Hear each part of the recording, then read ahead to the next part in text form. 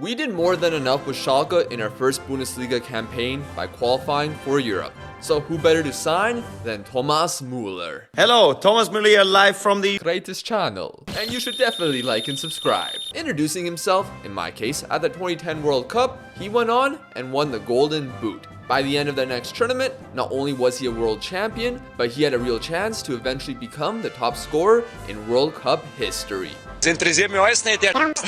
While internationally things weren't going amazingly, club-wise, Müller was a crucial part in Bayern's decade-long dominance in Germany, adding 2 Champions Leagues too. Unfortunately, age arrives at everyone's doorstep, seeing him slow down statistically and end up at Schalke. Nevertheless, with a few other additions, including Alexander Chernikov for 10.5 million, plus Sergio Carrera replacing Brunet for less than 5, what will this season entail? 150-1. That was our odds for the Bundesliga. 6 games later, we showed why those numbers can't win the league. It was rough losing all our away fixtures and being embarrassed at home to RB Leipzig. Second season syndrome? Tactics exposed? Or was it me, who was a true con artist? My excuse was fixture congestion, since we had 6 Europa Conference League matches, along with 2 qualifiers to get into the tournament. Realistically, we could rotate a bunch and still be fine, just not against FC Midtjylland apparently. Anyways, big thanks to several of my attackers who made this part easier, which leads to the next problem. All my strikers got injured. KK top securing a victory versus Frankfurt. Here's a broken foot, sir. In the very next game against Heidenheim, we won 3-0 with a goal from Nelson Wiper. Out for a month. At least Lorenzo Luca was drinking his milk. Damn it. There were a few fixtures without injuries, seeing a Hoffenheim draw and defeating Bochum. Mamma mia! Let me introduce you to our new Future 1 keeper, Tim Goller. He also got injured. In addition, he barely developed and is worse in big matches than Schenk, who left in January for Monaco. That's why you shouldn't be surprised to see the knockoff Rakelme grab a brace in our loss to Gladbach. Thankfully, I still had Max Moorstedt, who already had an injury, and would get more later in the campaign. The lack of consistency in the front line was bothersome, despite wins versus Nuremberg and Wolfsburg. Yet, we were roughly in our expected position, but if you looked at the top, there's a second one now? Well, you'd realize Dortmund are shit. I don't know what they're cooking at Signal Iduna Park, but it's worse than my jambalaya where I mixed up 2 teaspoons of paprika with chili flakes. I was having a spicy time. At least mine had some flavor, because this Dortmund team is just lame. Playing Sula at right back with mediocre center halves, the midfield was alright to mid depending on fitness, and the attack hasn't evolved from 4 years ago. Adeyemi's pacey as ever, Mukoko is kind of average, and they still have Daniel Malen. Bay haven't finished above 3rd since that 2023 collapse. Terzic remains in charge, but the magic Dortmund used to have in my eyes is long gone. Who cares about that though? Schalke have suffered for years. Oh, we are no longer the 2nd best in Germany. Well, you better cry about not being the best in the Ruhr region because we smoked their asses 3-0. They didn't show up. While Nelson Wiper was a major player with a goal and assist. Probably the high of the season so far, which means we won't score in December. Listen, I get it! Part down, bruv! Allowing Frimpong to get up from the ground to lose to Leverkusen, a home draw to Freiburg, and losing to Bayern after subbing on Musiala. When I realized I should have type marked him, I was already dead. A young 19-year-old named Vladimir Kovacevic played, and didn't do well. But there was a lot riding on this guy who we signed for a mere 500k. He got homesick and wanted to see his family for Christmas. 9th place was worse than I anticipated, and with little budget to really improve things, we signed Esmane. Best football player in the world. Sekuba for 325k. I forgot to register him. On deadline day, I loaned in Pablo Torre to rotate with the cams, and Rocco Scone in case Rejcik got injured. I realized they were needed when we drew Augsburg and Bremen, while losing to Leipzig again. Plus, Frankfurt eliminated us from the DFB Pokal after extra time. Oh, big mistake! Cologne, however, was interesting. Once again, they were competing for the title, but had a new man in charge, Julian Nagelsmann. Except no, it wasn't. Sergio Conceição got the job. How did the media completely miss? Regardless, after a long managerial merry-go-round, Cologne's now former man Stefan Baumgart headed to Villa Park. Good move, as the Villains got to the Europa League final. Conceição, on the other hand, had Bundesliga experience with Wolfsburg, before ditching them in 8 months for Bologna. He was only in Italy for 13 months. I'll do it. probably hate myself in the morning. Regardless, they were on top at Christmas for a consecutive year, yet a 5th minute Luka goal put pressure on them. Thomas Müller began playing higher up on the pitch, and in the 20th minute, the old man showed why. A great opening 45, although Raychik losing the ball in the midfield led to a counterattack, seeing Mina cut the lead in half. With a little over 20 to go, I decided to be more conservative, which backfired immediately. Bowen hit the post, but Jens decided to not clear the ball, so Schalke just puts it in the net. Stupid, stupid, stupid. In Cohen's confused state, Schellenberg puts in a great ball for Moorstedt as he slots in the winner. Could Cohen overcome this? I know Sergio Conceição wouldn't, since the guy left less than 2 months later to 14th place Udinese. With one first place team knocked off their pedestal, how about another with Stuttgart? They have some respectable players, and the keeper who got away. Their X factor is Chris Hure, who ended the campaign with 19 goals and 9 assists. Where did he come from? Wow. Man played for Schalke from age 8 to 15 and went to Dortmund. Oh, this got personal. Even though I played you last season, he had a crap match and we were keeping tight with our opponents, which became frustrating due to the chances we were missing. Then, before the final whistle, we had an opportunity. Bulut would find Top at the back post. Returning from a broken foot, tears swelled down my eyes celebrating a massive victory. Schalke were beginning to get closer to the European spots. Yes, we drew Frankfurt right after, but Hoffenheim were demolished 5-1 with 4 from Nelson Wiper. Injuries hurt our output in the Hinrunde, but it was starting to fire up with our chase for not only the Europa League, but our ambition to win the conference. In the great year of 2027, Schalke were in the round of 16 of the Conference League. 30 years prior was their only taste of European glory. The formerly named UEFA Cup saw them face Inter in a 2-legged final, resulting in the Royal Blues winning on penalties. Wouldn't it be great to experience something similar nowadays? The last 16 was going to be simple, with Apoel Beersheva drawn.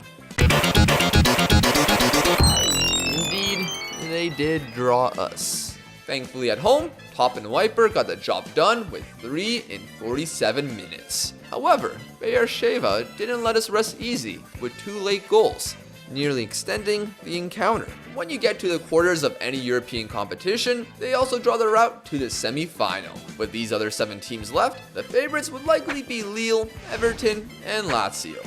Although, I would love to face Rayo Vallecano and talk about this book. Instead, we were given Lazio. A tough draw, but worst of all, if we overcome Serie A's second best team, we would likely face Everton. But we beat you. Not only on Michelin, but Premier League club plus Europa Conference League equals final 4 times out of 5. On the way to Lazio, Nelson Wiper was on fire. Wiper? Boom! Yes! A sole goal versus Gladbach and a hat-trick versus Nuremberg brought all the plaudits to him. Unfortunately, he couldn't do much in a draw to Wolfsburg, since he was resting for Lazio. Lazio had several familiar names, including Zaccagni and Felipe Anderson on the wings, Lazio Agnoli in defense, the goal-scoring keeper in Provedel, plus Ciro Immobile on his last legs. Their starting midfield was quite scary, with Renato Sanch not caring that he played for Roma. They also had Matteo Guendouzi, along with Nico Rovella, who makes both my midfielders look average. Despite that, we were holding our own against Andoni Iraola's men. Ouedraogo hit the woodwork, and Wiper was blocked at the last second to keep his level at half. With Ciro the hero injured, Lazio began finding opportunities, so subs were made, and Ouedraogo began to cook. However, we weren't stopping, and substitute Pablo Torre was given the chance for the lead. Bro. Before I could find words for that insane miss, Lazio went down and won a penalty with Bulut's mistake. An 87th minute pen gave them the advantage for the second leg, handing our first loss in 12 fixtures. Regardless, we had to get that off our minds with the Riviere derby. Dortmund moved to 11th, and Terzic was sacked weeks after the previous encounter. De Zerbi replaced him, but it wouldn't make much of a difference. We put 3 past them again with a top brace, and Kovacevic earned himself 2 assists. Dortmund got closer, grabbing 2 themselves, but they lost the derby at home for the first time since 2019. Lazio also got a massive win, so both clubs were feeling good for the second leg. Each had one big chance missed, but in the 32nd minute, Ouedraogo would equalize the aggregate. It remained that way at the half, but Lazio seemed nervous from the restart. Give it away right away to us. Very nervy from Lazio there. Ouedraogo on it, finds Carrera, who's been a big game player right here. Yes!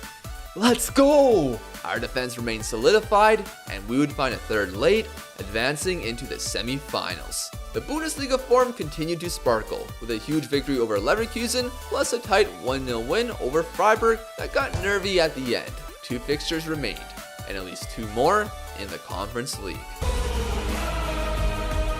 Everton have been on the rise, and with some smart financial decisions, they created a competent team. Their backline was familiar, with Patterson looking fantastic. Their double pivot were decent with James Garner and Oliver Skipp, along with Calvert-Lewin at striker. The attacking midfield spots showcased their improvement. Luca Romero, Tete, Kamada, and Brian Zaragoza were all respectable. It was Schalke's first European semi-final since 2011, and with the initial home tie, it was our boy Ouedraogo who made the initial impact. Going for a header, he was fouled, handing us a penalty, which Wiper would slot in. Unfortunately, Everton were no slouches, as minutes later, Patterson found Garner at the top of the box, and Muller was too slow in closing him down. Oh, scheiße. While I was handing praise to Muller earlier on, age seems to have caught up.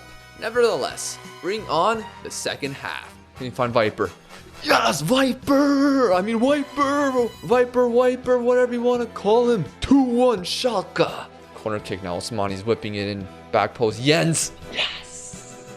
Jens. Oh, what a knee slide. Yes. A lovely 2-goal advantage. But switching to a system I used to keep a lead proved pointless. After Pablo Torre somehow didn't take advantage of this, Rejcik makes an awful error with Ramon Sosa taking complete advantage. That's not the first case of the Pole doing something like this, which I think comes down to his less than stellar composure. Don't you fear though. Clear, now we can counter. Pablo Torre, it's just him. It's just Pablo Torre on his own. Pablo Torre. Bro, this guy's the most unserious person in this competition. And guess what? That would cost us, as for some reason, the referee called this as a penalty. What? No, referee. What? Calvert-Lewin wasn't getting to that, and now Everton can equalize in added time. What a disgraceful call. Kamada stepping up. He stopped. Suck on these nuts, referee. Despite all that nonsense, we still had the... Offside, right? Offside. Despite all that nonsense, we still had the advantage, but had Bayern in between the second leg. If we were victorious, we'd move into a Champions League spot. However, the Bavarians needed victory to return, in their minds, to their rightful place. It looked like it wasn't going to be our night, with them scoring first. Great. Bayern squeezing out another Bundesliga title. But with 30 to go, we equalized. Bayern also had a European semi-final to worry about, and couldn't muster up a winner. Drop points on both ends meant top 4 was unlikely, but Stuttgart had the title in their grasp. The second leg at the recently built Bramley-Moore Dock Stadium was tense. One match from a European final, and that soon turned into 45 minutes. It was a quiet game, and I wanted nothing more. Regrettably, we had one lapse of judgment, letting Calvert-Lewin completely free. The majority of our attackers were struggling, as this headed to extra time. This leads to the 102nd minute, where Everton are in control of possession. We nearly won the ball off them, but they kept going, and Carrera was dragged out of position, leaving space for Sosa to make a decision. And our poor marking made that easy for the Toffees. Everton nearly gave us a gift, but got away with their error, unlike us. Despite pushing, we couldn't find it, and were eliminated. It's always frustrating when your attack under-delivers, but that's how it goes sometimes. We would go on to win our last game of the campaign, finishing in 5th, missing out on the Champions League via goal difference. An improvement from last season, but the real story in the Bundesliga was Stuttgart, who triumphed on the final day at Wolfsburg to lift the shield, winning their first title since 2007, 150-1. It wasn't just our odds for the league, but the eventual winners as well. Christian Fiel will be lauded as a hero, while Harry Kane had the biggest fall off in football history.